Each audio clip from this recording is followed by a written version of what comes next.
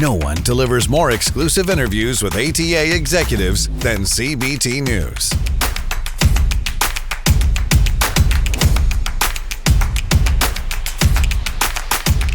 CBT News, dealers' #1 source for auto industry news, content, coaching, and analysis. You're watching Inside Automotive with Jim Fitzpatrick. Hey everyone, Jim Fitzpatrick. Thanks so much for joining us. Another edition of Inside Automotive. January and February sales numbers are in, and what's the latest on the zero-emission vehicle mandates guided by CARB? Joining us today to lend his perspective on both is Kevin Tynan, who's the Director of Research at the Presidio Group. Thank you so much, Kevin, for joining us once again on the show. Always a pleasure, Jim. Sure. So talk to us a little bit about January and February. What's your take on things? It sounded to me like January was a tough month, and February, for many cases, wasn't much better. But then some other stores that I spoke to said that they had a pretty decent February. In fact, Hyundai came out with pretty strong sales numbers. And I never get sort of too high or low on January, February anyway. You get this sort of year-end push, the red tag sales at the end of the year, and it's this big, sales initiative. So there's a hangover always in January and February. And then you lump in weather, right? We were out at NADA at the end of January, and it was like 10 inches of snow. So not that you want to blame things on weather a whole lot, but it's significant, and it was cold in parts of the country. So, and I also feel like January and February give you a little bit of time to get some demand pent up as you get into tax returns and a little bit better weather. So I've always felt like if you can keep January and February reasonably close to brisk, then you're fine. And I think that's how we came out of it. I think January was down, but again, you had those weather issues, and February was up a little bit. So we're right in the ballpark. I think for the 2 months combined, it's 15.7 in that ballpark there. Yeah. So I think looking for a 16.2 for the year with still a lot of important months to go, in position to be in position for all that.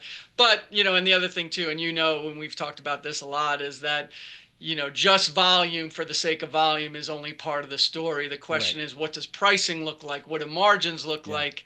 And I think that's the bigger story. And those things too are okay.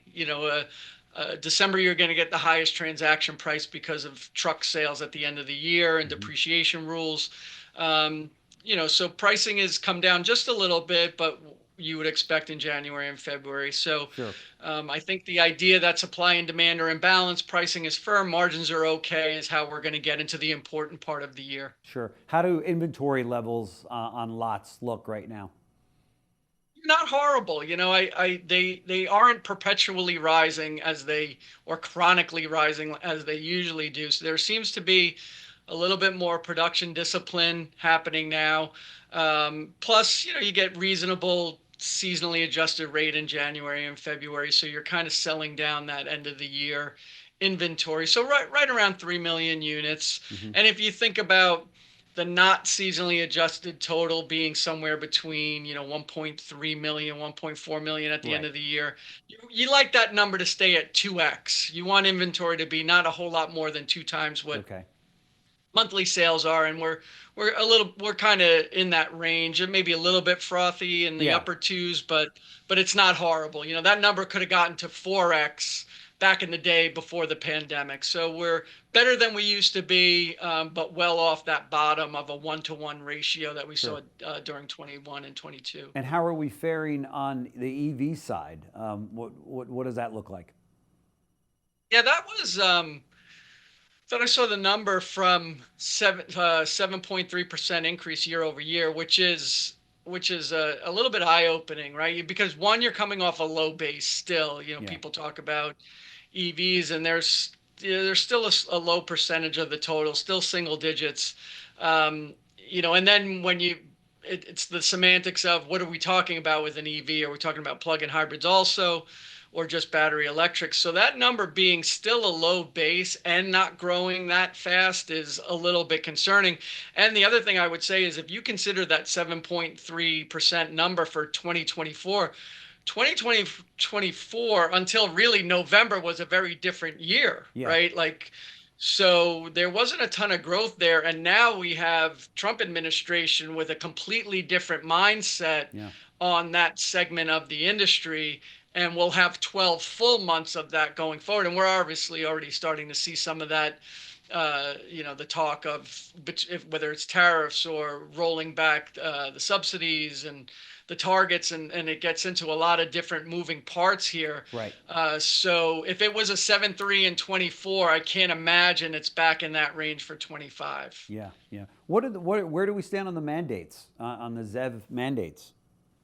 That's going to be interesting, I think, as we get to the fall, as we have gubernatorial elections coming up, and you have states that would essentially be signing, and here in New Jersey would be one of them, would be signing on for that California Air Resources Board waiver, which would basically say by 2035 your state cannot sell gasoline powered vehicles. And honestly, I've been crunching the numbers there, and it's so hard to assign a growth rate 3 years out when these mandates are supposed to begin, because New Jersey is 43, or the CARB states are 43% EV or zero emission vehicle by 2027. Wow.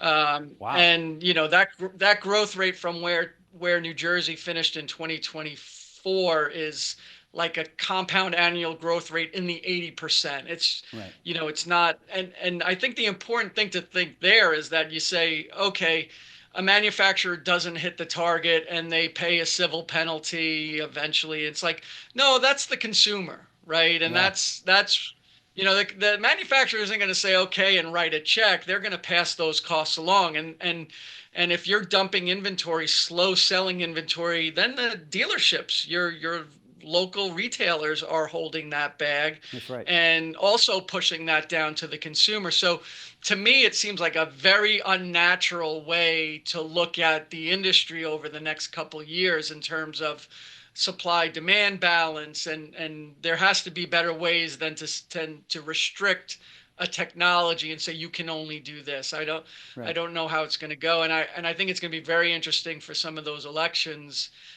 in the fall. Yeah, I would agree with you for sure. And as we sit here today, it's the first day that the Mexico and Canada tariffs are now in place. Talk to us about the impact you think that's going to have. Again, similar story, right? I think that all comes down to the consumer. On the one hand, it's not going to be the countries ultimately or the manufacturer that pay those tariffs. That's gonna trickle down to That's right. retailers. It's going to trickle down to the consumer. On the one hand, look, there's excess capacity probably everywhere in the world, including in the U.S.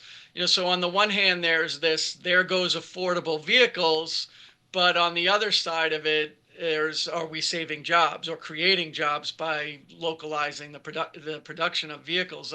Right. It's a very, very complex argument, and there's a lot of moving pieces, because you're not simply talking about one automobile manufactured in Canada, Mexico, or the United States moving amongst those three.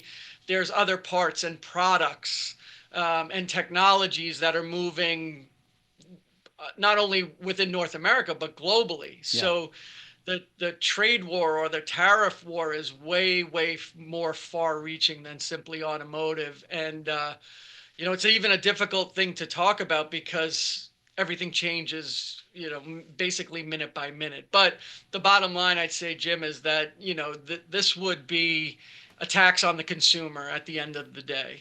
Yeah, there's no question. And it's almost, you wonder, does the White House understand that the government that's sending, the products here to the U.S., they don't pay the tariff.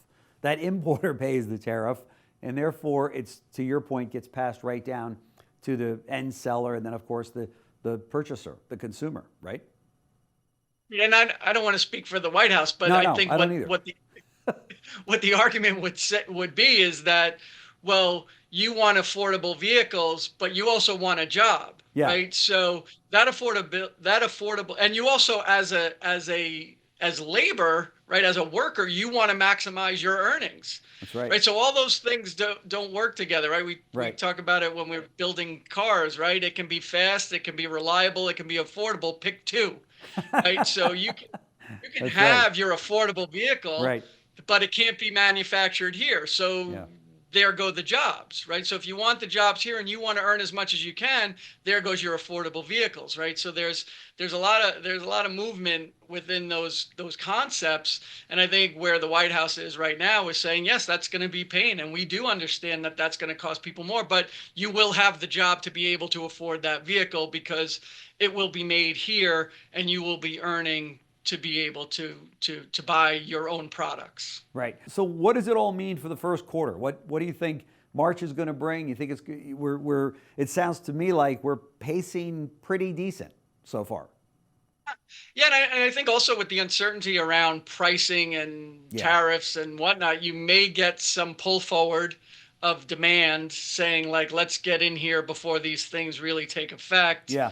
and get the vehicles we want. Yeah. Plus with not spectacular January, February, there may be a little of that already. So in a good place, I think there's just a ton of this sort of geopolitical Yeah. and macroeconomic uncertainty floating around. I'm not sure it's keeping people out of the dealerships per se, but there's a lot to digest. That's not simply what's available, how much does it cost, when can I get it kind of stuff. There's a lot of bigger picture things happening here. Yeah. So for me, if we were just below 16 million last year, and a lot of people, and I think 16.2 is a reasonable number for 2025. Yeah. But so much volatility within that number, more than in the past, right? Right. Like I'm not a huge forecaster because who knows, right? And there's a million things that could play into it by forecasting 12 months out. Right. But as far as those factors, those external factors, this is a year with more than we've seen in a very, very long time. Yeah, no question about it. It's going to be obviously interesting to watch from my perspective, but I know there's a great number of dealers that I've spoken to that are concerned about this current situation with the tariffs. And then you've got consumers, to your point, that are saying, I better run out and buy the inventory that's sitting on the dealer's lot now so that I get a car that wasn't hit by a tariff. Does that make sense? Yeah. Yeah. Yeah. And again, you have stuff's going to sell. Yeah. The question is, what's the motivation? What does the deal actually look like, right? Right. Everything that gets built is going to sell somehow. Yeah. Probably not going to get buried in the ground. Yeah. But the question is, what does it take to get those buyers off the sideline? That's Maybe right. there's this little bit of external motivation right now that says, like, let's get in before, the whole thing freezes up and we're not sure what things cost anymore. Yeah. But yeah, this is a year that there's going to be a lot more of that than we. And then as we see the pricing of the new merchandise go up, it puts more pressure on the used vehicle market that's out there, right? In a big way, which is already short of vehicles. Yeah, and what we look at is that affordability gap between the two, and this would have now the used vehicle market is undersupplied, so pricing has been firm. Yeah. But now if you're going to push up the price of new vehicles or try and push those tariff costs to the consumer and essentially raise prices, that gap gets wider. So now your pre-owned vehicles look more attractive, relatively speaking. Yeah. But that's difficult. I think what would wind up happening there is that the used market would be a lot of trade-ins, and it would be peer-to-peer kind of thing because people would see the value of trading in. But then on the other hand, you're great on the out of selling your used vehicle, but you're getting killed on the in of the new vehicle. That's right. Right. So I think that would motivate people to just stay put. And a lot of vehicles too, if you look at them that are getting into that period of let's say 4 or 5 years as a first buyer, you look to get into something else. those vehicles were 2020s and 21s, which really weren't driven all that much, are probably low mileage, and you could probably argue high content or at least current technology.